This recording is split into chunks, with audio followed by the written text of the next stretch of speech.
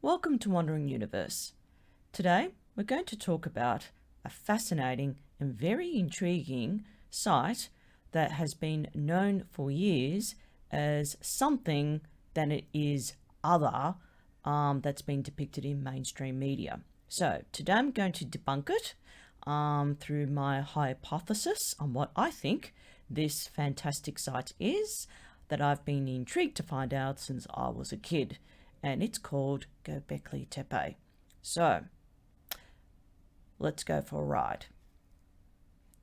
Okay. Here we are. This is the map. As you can see, flying from up in the air, you're looking at Turkey, Syria, and Iraq. This is the destination. Okay, next one. Right, we're starting to get warmer here. Next one. We're getting a little bit closer, as you can see. And from above, this is what you're going to see. Aha! There it is. Right, fasten your seatbelts, put your tray table upright, put your seat in an upright position, and we are about to land. Here we are. Now, only a little way to go, so it's not a tiring journey just yet, so hang on. And here we are. We're at the information center. Now, just take a look at this site map. That's the neighboring suburb.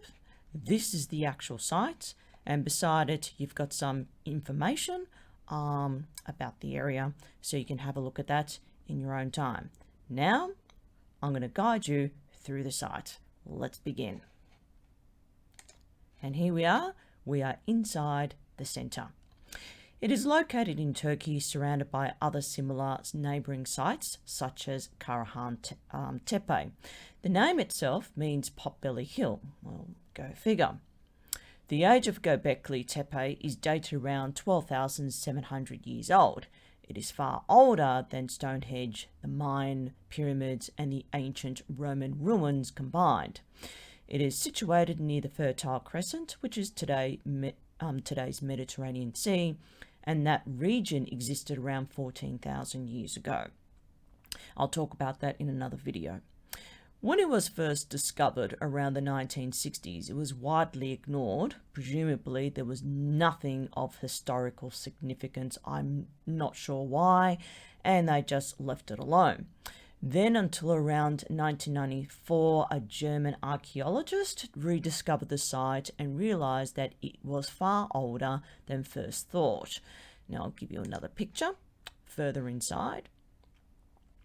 One archaeologist believed that it was once used as a medieval burial site. So I find that hard to believe, the way that these stone pillars are depicted. I don't see names or images or dates of a person's death, so you can ignore that theory. Okay.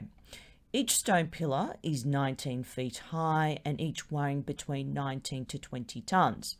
It is so heavy that it takes more than one crane to move the stone pillars without dropping it. And I'll show you the outdoor image of it. As you can see, that's the ramp that you can walk up to see this area, this particular site. And yes, if you really examine it up close, they are heavy. Trust me. They're very heavy to lift. I mean, you need several people to even just lift, this rock here. Its construction of round circular rooms were quarried and maneuvered to form this. To construct it requires careful geometry, planning, talented tradesmen, and craftsmanship done with absolute precision to chisel these stone pillars, as you can see right here. Now, interestingly, each stone pillar was constructed by an unknown type of engineering that to this date, no one has put their finger on it, on how it was made, and this is most certainly true. It is possible that they used some kind of geometry, or what they call sacred geometry, that correlates with the star map constellation, and here it is. Now, this particular one is pointing to here, this nebula. This is the theory that these scientists and academics have examined. This is the belt of Orion in our Milky Way. And these ones would be pointing to other stars in this region. So this is their take on it. Now, even though they are still placed in an upright circular motion, each one is pointing to a particular star in the night sky, like a star date calendar. Now I'll show you something very interesting. This is the date, or the age of it, and this is this, the structure where the stone pillars are placed here. And for some reason, they believe that each pillar correlates with this calendar, 30 days, which is a month almost, give or take. You got February to coincide it. Now here they say 30 days, and that adds up to 355 days in 1 year, 12 months, something like that. And this is the center, the middle, so there's two pillars on either side. And for some reason, they believe that in the center, it's 5 or 6 days, which is 1 week, or a little bit 1 day off, 7 days, which is interesting. For some reason, they talk about midwinter, turn of the year, and 3 days of midsummer. Now down here, they say 63 continuous periods of 30 days yield 1,890 days and equal 64 lunations, e.g. from one to the next full moon they've calculated. So this is very interesting to see that it's some sort of star date system. So let's not get carried away about Stargate. This is not about a teleportation device that you go through a wormhole into the other side of the universe or in some galaxy far, far away. This is something far from it. Okay. Interesting is that each of these circular structures is pointing directly true north. Now, I'll see if I have it here. No, I don't have it. No, that's fine. So I'll go back to this one. This is what they believe. So I'll let you work that one out. Now, some archaeologists, academics and scientists claim to believe that it was built for a historical preservation, even though the whole site was purposely backfilled to prevent our previous ancestors from possibly destroying it to oblivion, or in another way to use it for a superstitious monument. Now I find it very hard to believe. Either way, it was backfilled to cover up their own knowledge of how it was built and left it up to us modern humans to go unravel the mystery of this place. So we'll go back to the actual pictures of the outdoor site here, and we'll go inside in here as well. So as you can see, there's a lot of backfilling. Some reason I think we, or should I say our distant relatives, built these stone steps to have easy access to climb down to the main podium of this area. So that's interesting to see. I'm not sure why it was backfilled, but it was abandoned somewhere between possibly 14,000 and 12,000 years ago, so give or take. All right, now I'll go to some pictures here. Okay, this is a picture of a crocodile. I think it may be a crocodile. It's got a very long tail there, but that's what it looks like. So there is absolutely no connection with religious significance, a rite of passage to adulthood ceremony, a religious temple for superstitious purposes, a burial site, and mind you, was conjured up by a primitive theory by previous archaeologists and academics to mask their flawed theories. stylized depictions of humans. That's their ego talking. And it was most certainly not built by hunter-gatherers. I mean, what were they thinking? Now, the big question is, who the hell built it? Is it too much to ask? Where did they come from and why? So, here's something interesting. Two people doing like a ceremonial dance, joining hands with another creature. Maybe they're holding up their prized animal that they've hunted, and they're celebrating in unison. Here's another one.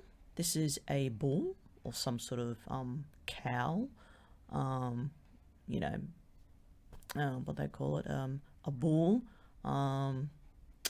depicted here. Now, this could be a wolf or one of those, what do you call it, hyenas. This is another tropical bird. Not sure what sort of bird it is. Here's another one. They say this is a vulture. This is a ball. This is like a another type of bird. I'm not sure what it is. Here's another tropical bird with long legs. Possibly this is depicting the Nile, the River Nile in Egypt. That these birds of paradise, I'll call them, existed around the Fertile Crescent area, and they would have migrated to today's the River Nile, situated around near Cairo and along further south of Egypt. So these could depict reeds. This could depict a wall or a shore that's alongside these plants. Not sure why this particular bird is holding this ball. It could depict the sun. I'm not sure. What's interesting, there's a H here. There's a little H. It looks like a dumbbell bar, doesn't it? But it's actually some sort of engineering, some sort of device they use to put stone pillars together, or some sort of steel frame that they use to hold something upright on top of a stone pillar. Here's another one as well. So there's like two little dumbbells. I wouldn't say that they had a gym back then. That would be funny, wouldn't it? But that's what it is. It's like some sort of symbol, but I'll let you find that yourself. This could mean an eel, some sort of snake. Very interesting, looks like an arrowhead that came from this area. That's another animal on top there. I'm not sure what it is. These that's another one there. These are bags. Not sure what bags they are, but they're certainly not Prada or Gucci, or let alone Louis Vuitton bags. You wish. That would be either a scorpion, I think. That would be a bird of some sort. Not sure what it is. I'll let you work that one out. Some other creature here as well. And there's something else here, as you can see. Now, I'll give you another image. Okay, this would be a dog. As you can see how there's something up there as well, some sort of ridge that would have placed some sort of steel fragment on top of it to hold something up, maybe some sort of canopy or a roof, I'm not sure. And here are ducks in a row. I don't think they're dinosaurs. Dinosaurs had long tails, like lizards today.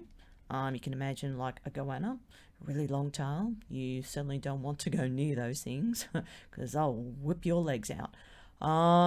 There you go. There you are. All in a row. Now, this is interesting. This is a drilled hole. So it's very precise the way it was drilled. Now, they must have had some sort of tool or machinery that would drill a very precise hole to the one compared to the ones we use today to dig tunnels or to bore holes in the ground, or at a construction site when it comes to building a skyscraper. So that's interesting there. Now these may be cobblestones that they're walking on, which is very interesting. So they would have came from a nearby lake. It does look like a duck here. That's very, very interesting. Very interesting. Yes, these are the questions that lie the great mysteries of Gobekli Tepe. I'll have more to show you in another video that goes into further detail of the aesthetic depictions, constellation mapping, and my hypothesis on the construction of the site, and furthermore.